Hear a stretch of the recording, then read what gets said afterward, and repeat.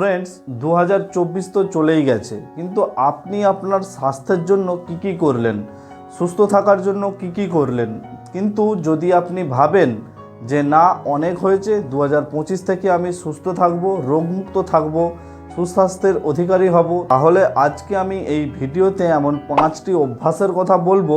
যদি আপনি সেগুলি ফলো করেন তাহলে আপনি নিজেকে প্রতিদিন সুস্থ ফিল করবেন। আর আপনার যদি কোনো রোগ থেকেও থাকে, যেমন ধরুন সুগার, প্রেসার, কোলেস্টেরল, থাইরয়েড ইত্যাদি, তবে তাও আস্তে আস্তে কিন্তু ঠিক হতে শুরু করবে আর আপনি একটি ওষুধমুক্ত ও রোগমুক্ত জীবনের দিকে যাত্রা শুরু করবেন। নমস্কার, আপনারা দেখছেন আপনাদের YouTube channel secure your health. তাহলে চলুন ভিডিওটি শুরু করা যাক। নাম্বার 5, চিনি খাওয়া বন্ধ করা। চিনি খাওয়া খারাপ তা আমরা কিন্তু সবাই জানি। চিনির ভেতরে কোনো নিউট্রিয়েন্টস যেমন ভিটামিন, মিনারেলস এসব কিছুই থাকে না, থাকে শুধু ক্যালোরি। চিনি হেভিলি প্রসেস, একে তৈরির সময় বিভিন্ন বিষাক্ত কেমিক্যাল ইউজ করা হয়, যেগুলি কিন্তু আমাদের স্বাস্থ্যের পক্ষে ভীষণ রকম ক্ষতিকারক। তাই এই চিনিকে বলা হয় হোয়াইট পয়জন বা সাদা বিষ। আপনি যদি রোজ এই চিনি চা বা কফির মধ্যে দিয়ে খান, তাহলে কিছুক্ষণের জন্য কিন্তু আমেজ তো আসবে, কিন্তু দিনকে দিন আপনার রোগ হওয়ার চান্স প্রচুর বেড়ে যাবে। চিনি খেলে বা চিনি দিয়ে তৈরি কোনো জিনিস খাবার খেলে, যেমন বিভিন্ন মিষ্টি, কেক, পেস্ট্রি, কোল্ড ড্রিঙ্কস বা প্যাকেট ফুড, ফ্রুট জুস ইত্যাদি খেলে আপনার ওয়েট বেড়ে যাবে। আর ওবেসিটি বা স্থূলতা হলো সব রোগের একটি মেন কারণ। চিনি টাইপ 2 ডায়াবেটিস রোগের একটা মেন কারণ। চিনি ক্যান্সারের রিস্ক কিন্তু বহুগুণে বাড়িয়ে দেয়। মুখে অ্যাকনি হওয়া বা তাড়াতাড়ি বুড়োটে হয়ে যাওয়া ইত্যাদির চান্স কিন্তু অনেক গুণে বাড়িয়ে দেয়। চিনির গ্লাইসেমিক ইন্ডেক্স হলো 65, যেটা অনেক বেশি। তাই এটা খাওয়ার সঙ্গে সঙ্গেই কিন্তু ব্লাডে সুগারের যে লেভেল দ্রুত গতিতে বেড়ে যায়। যাদের টাইপ 2 ডায়াবেটিস আছে তাদের ক্ষেত্রে রোজ চিনি খাওয়া খুবই কিন্তু বিপজ্জনক। চিনি সত্যিই হোয়াইট পয়জন। তাই টাইপ 2 ডায়াবেটিস থাকুক বা না থাকুক, কম বয়সী হন বা বেশি বয়সী হন, কোনো রোগ থাকুক বা না থাকুক, চিনি কিন্তু সবার বন্ধ করে দেওয়া উচিত। তবে আপনি যদি কিছুতেই চিনি খাওয়া ছাড়তে পারছেন না বা ডে 1 থেকে চিনি ছাড়তে পারছেন না, তবে চিনির বদলে চিনির অল্টারনেটিভ ব্যবহার করুন, তাও ভালো। তবে হ্যাঁ, আস্তে আস্তে সেগুলোও কিন্তু ছেড়ে দেওয়ার চেষ্টা করুন। আর যারা খুব হেলদি পারসন কিন্তু চিনি খাওয়া ছাড়তে পারছেন না, তারা চিনির বদলে গুড় বা মিশ্রি কিন্তু ব্যবহার করতে পারেন। মিষ্টি বলতে যে ঢেলা মিষ্টিগুলি পাওয়া যায়, সেগুলি চিনির মতো দেখতে, একটু বড় সাইজের।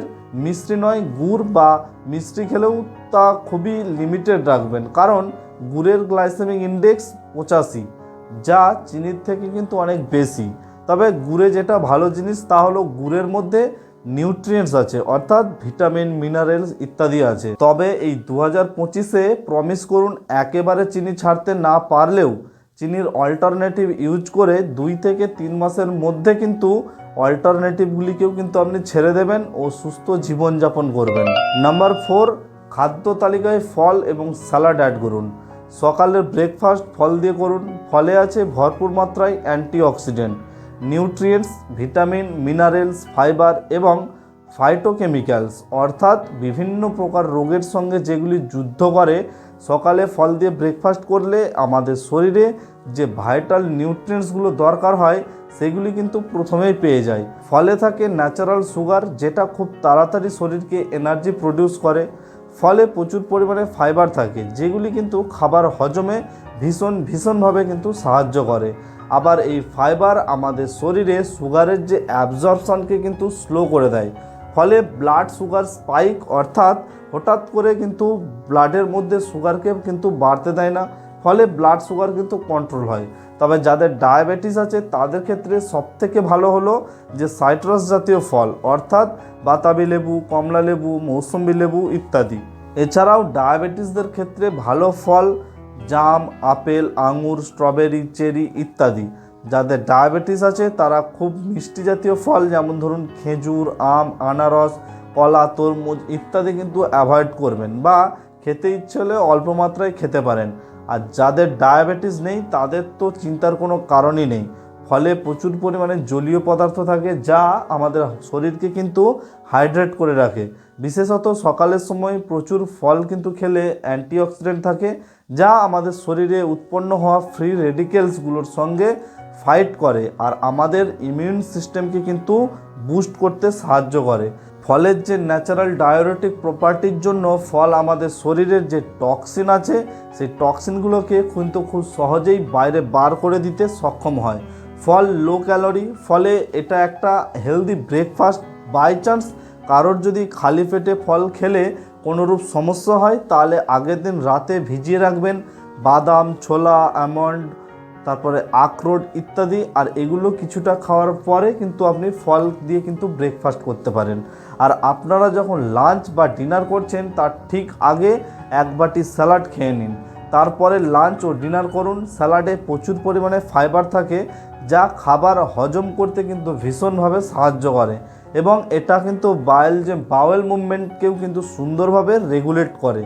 লাঞ্চ এবং ডিনারের আগে স্যালাড খেলে এটা শরীরে কার্বোহাইড্রেটের অ্যাবজর্পশনকে খুব স্লো করে দেয়, ফলে ব্লাড সুগার কন্ট্রোলে থাকে। যেহেতু স্যালাডে ফাইবার ও ওয়াটার কন্টেন্ট বেশি থাকে, তাই এটা মিলের আগে খেলে তাড়াতাড়ি পেট ভরে যায়, ফলে এটা কিন্তু ওয়েট লস করতে এবং ওবেসিটি কমাতে ভীষণ রকমভাবে সাহায্য করতে পারে। স্যালাডের মধ্যে মেন হচ্ছে শসা, টমেটো, যেটা মূলত জলীয় পদার্থ, তাই এটা শরীরকে হাইড্রেট রাখতে কিন্তু ভীষণভাবে সাহায্য করে। স্যালাড হলো কাঁচা সবজি, ফলে ভিটামিন, মিনারেলস এবং অ্যান্টিঅক্সিডেন্টে ভরপুর, তাই স্যালাড খেলে শরীরে খুবই উপকার হয়। স্যালাড বানানোর জন্য আপনারা শসা, টমেটো, বিট, গাজর, তারপর বাঁধাকপি, ক্যাপসিকাম, কাঁচা লঙ্কা, ধনেপাতা, পুদিনা পাতা ইত্যাদি ছোট ছোট পিস করে কেটে তার ভেতর লেবুর রস দিয়ে দিন এবং যদি আপনারা চান আর কিছুটা কিন্তু সন্দক লবণও কিন্তু অ্যাড করে নিতে পারেন।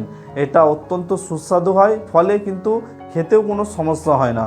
তাই এই 2025-এ সকালে ফল দিয়ে ব্রেকফাস্ট করা এবং লাঞ্চ ও ডিনারের আগে স্যালাড খাওয়া অভ্যাস চালু করুন। নাম্বার 3, অ্যাডিকশান থেকে মুক্ত হন। আজকাল অধিকাংশ মানুষই, বিশেষত ইয়াং পিপলরা, কোনো না কোনো অ্যাডিকশানের সঙ্গে বা নেশার সাথে যুক্ত। তাদের মধ্যে একটা ডেঞ্জারাস নেশা হচ্ছে স্মোকিং বা ধূমপান।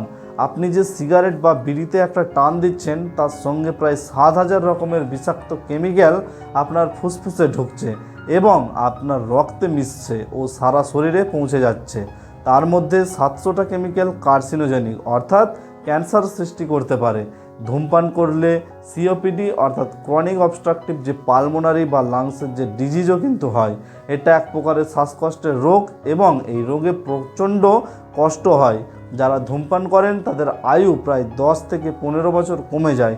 তাদের যখন তখন হার্ট অ্যাটাক বা স্ট্রোকের মতো সম্ভাবনা থাকে। তাই যারা স্মোক করেন দয়া করে এটিকে ছাড়ুন। এই সাময়িক আনন্দ আপনারা পার্মানেন্ট কষ্টের কারণ কিন্তু হয়ে দাঁড়াতে পারে। সিগারেট ছাড়ার সবথেকে ভালো উপায় হলো আপনি প্রথমে স্বীকার করুন যে আপনি সিগারেটের নেশায় আসক্ত। কারণ অনেক ধূমপান করেন যারা ব্যক্তিরা মনে করেন যে তারা শখে সিগারেট খান, তারা স্বীকার করতেই চান না যে তারা সিগারেটের নেশায় আসক্ত। তাই প্রথম স্বীকার করুন বা মেনে নিন যে হ্যাঁ আপনি সিগারেটের নেশায় আসক্ত। তারপরে ডিসিশন নিন যে আপনাকে সিগারেটের নেশা থেকে বেরিয়ে আসতে হবে। মনকে শক্ত করুন এবং সিগারেট ছেড়ে দিয়ে 2025-কে স্মরণীয় করে তুলুন। এটা সিগারেট, বিড়ি, গুটকা যে কোনো রূপ নেশার ক্ষেত্রেই কিন্তু বললাম। আর একটা কমন নেশা হচ্ছে কিন্তু যেটা অধিকাংশ মানুষই করে থাকেন, তা হলো অ্যালকোহল। ম্যাক্সিমাম পার্টি কিন্তু অ্যালকোহল ছাড়া হয় না, আবার শুধুমাত্র অ্যালকোহল খাওয়ার উদ্দেশ্যে কিন্তু অনেক পার্টি হয়ে যায়। ওয়ার্ল্ড হেলথ অর্গানাইজেশন বা হুয়ের মতে অ্যালকোহল পান করার কোনো কিন্তু সেফ লিমিট নেই। তাদের মতে 1 বিন্দু অ্যালকোহলও কিন্তু আপনার শরীরের পক্ষে ক্ষতিকারক। তাই 2025-কে স্মরণীয় করে তুলুন অ্যালকোহল ছেড়ে দিয়ে। আরও একটা নেশা যেটা ম্যাক্সিমাম মানুষকেই শেকল দিয়ে বেঁধে রেখেছে, তা হলো সোশ্যাল মিডিয়ার নেশা। এখন বাচ্চা থেকে বুড়ো সবাই কিন্তু ফোনের নেশায় আসক্ত। ফ্যামিলির কোনো মেম্বারেরই কিন্তু টাইম নেই যে অন্য মেম্বারকে টাইম দেবে। বাচ্চা একদিকে বসে ফোন দেখছে, মা অন্যদিকে বসে ফোন দেখছে, আর বাবা ফোন দেখতেই তো ব্যস্ত। আমি এমনও মাকে দেখেছি বাচ্চার পড়াতে পড়াতে সেই ফাঁকেও কিন্তু ফোন দেখে নিচ্ছে। আমরা সবাই ফোনের গোলাম হয়ে গেছি। সোশ্যাল মিডিয়াগুলো যেভাবে চলছে বা যেভাবে চাইছে সেভাবেই কিন্তু আমরা তাদের যে অ্যাপগুলোতে সারাদিন ডুবে থাকি। আর ফোন না পেলেই আমাদের পাগলের পাগল মতো লাগে, বোর লাগে। আমাদের ছোট ছোট খুশি নেই, সোশ্যাল মিডিয়াতে অন্যদের ফেক খুশি দেখে, ফেক টাকা দেখে, ফেক সৌন্দর্য দেখে আমরা হীনমন্যতায় ভুগি। আজকাল ফোন অবশ্যই দরকারি জিনিস, ফোন ছাড়া চলা সম্ভব নয়, কিন্তু নিজেরা ফোনের গোলাম না হয়ে ফোনকে নিজেদের গোলাম বানান। এখনকার যে ইউথ ডেলি অ্যাভারেজ প্রায় 4 থেকে 6 ঘন্টা কিন্তু ফোন দেখে। কত সময় আমাদের জীবন থেকে চলে যাচ্ছে আপনি ভাবুন তো, শুধুমাত্র এই ফোনের নেশার জন্য। কিন্তু আর নয়, 2025-এ নিজেরা গোলাম নয়, মালিকের মতো ভাবে কাটান। নাম্বার 2, প্রতিদিন 1 ঘন্টা করে এক্সারসাইজ করা। এক্সারসাইজ করার উপকারিতা এই যুগে কাউকেই কিন্তু বলে দিতে হয় না। আপনারা হয়তো ভাবছিলেন যে 2025-এ কেউ কেউ হাঁটতে শুরু করবেন, কেউ কেউ জিমে যাবেন, কেউ কেউ ব্যাডমিন্টন খেলা শুরু করবেন, কেউ কেউ যোগা করবেন ইত্যাদি। কিন্তু 2025-এর শুরুতেও শুরু করা হয়নি। কোনো নতুন অভ্যাস করতে গেলে সমস্যা হয়, কিন্তু সবথেকে বড় সমস্যা কি জানেন? সবথেকে বড় সমস্যা হলো শুরু না করা। আরও একটা বড় ভুল হলো শুরুতেই কিন্তু অনেকক্ষণ ধরে এমন ভারী ভারী এক্সারসাইজ করলেন যে হাঁপিয়েই উঠলেন, 3-4 দিন পরে এক্সারসাইজ ছেড়েই দিলেন। এক্সারসাইজ যখনই শুরু করবেন, প্রথমে কিছুদিন 10 মিনিট, তারপর কিছুদিন 15 মিনিট বা 20 মিনিট, তারপরে কিন্তু আধ ঘন্টা, এইভাবে আস্তে আস্তে এটাকে 1 ঘন্টায় নিয়ে আসুন। ম্যাক্সিমাম মানুষের আরও একটা বড় সমস্যা হলো তারা নাকি টাইম পান না। হ্যাঁ বন্ধুরা, তারা নাকি টাইম পান না। অফিসের বা স্কুল কলেজের বা মহিলাদের ক্ষেত্রে রান্নার তাড়াহুড়ো থাকে। এর সিম্পল একটা সলিউশন কি জানেন? সিম্পল সলিউশন হলো সকালবেলা 1 ঘন্টা আগে ঘুম থেকে উঠুন। তাহলেই দেখবেন কত সময় আজকাল ঘরে ঘরে high blood pressure, type 2 diabetes, anxiety, depression, arthritis, কোমরে ব্যথা, ঘাড়ে ব্যথা, হাঁটুতে ব্যথা, আরও কত কি। প্রতিদিন এক্সারসাইজ করলে এই রোগীদেরও 100 বার ভাবতে হবে। আর এই সব রোগ থাকলে তাও কিন্তু ধীরে ধীরে ভালো হয়ে যাবে। এক্সারসাইজ করলে stroke, heart attack, heart disease, cancer ইত্যাদি রোগের চান্স বহুগুণে কমে যায়।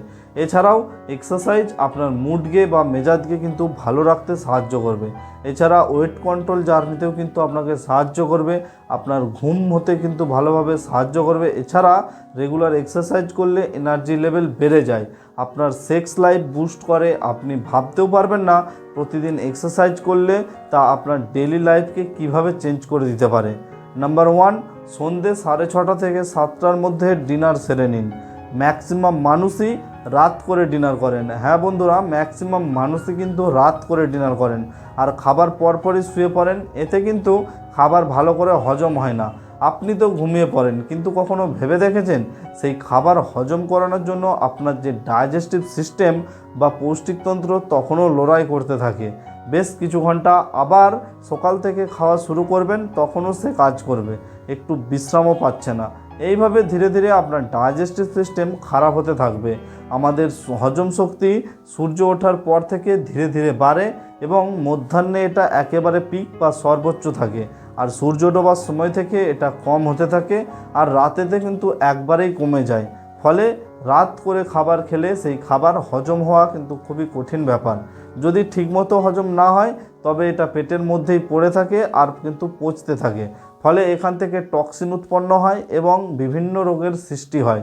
তাই সন্ধ্যে 6:30 থেকে 7টার মধ্যে ডিনার সেরে ফেললে রাতের খাওয়া এবং শোয়ার মধ্যে প্রায় 3 থেকে 4 ঘন্টা গ্যাপ থাকে। আর সন্ধ্যেতে হজম শক্তি রাতের থেকে কিন্তু কিছুটা হলেও বেশি থাকে। তাই এই 3-4 ঘন্টা গ্যাপ পেয়ে কিন্তু খাবার কিন্তু খুব ভালোভাবে হজম হয়ে যায়, আর আপনার ডাইজেস্টিভ সিস্টেম রাতে পুরোপুরি রেস্ট পায়। ফলে এটা আবার সকাল থেকে ভালোভাবে কিন্তু কাজ করতে বা খাটতে পারে। এতে সারাদিন খাবার খুব ভালোভাবে হজম হয়। আশা করি এই ভিডিওটি আপনাদের ভালো লেগেছে এবং ইনফরমেটিভ লেগেছে। যদি ভালো লেগে থাকে তাহলে ভিডিওটিকে এখনই একটি লাইক করুন, আর আমাদের চ্যানেল এখনও যদি আপনারা সাবস্ক্রাইব না করে থাকেন তাহলে সিকিউর ইউর হেলথ আপনারা সাবস্ক্রাইব করে পাশে থাকার অনুরোধ রইল। দেখা হচ্ছে এরকম একটি ইনফরমেটিভ এবং ইন্টারেস্টিং ভিডিওর সাথে। ততক্ষণ আপনারা ভালো থাকবেন এবং সুস্থ থাকবেন। আপনাদের সুস্থতা ও দীর্ঘায়ু কামনা করছি। ধন্যবাদ।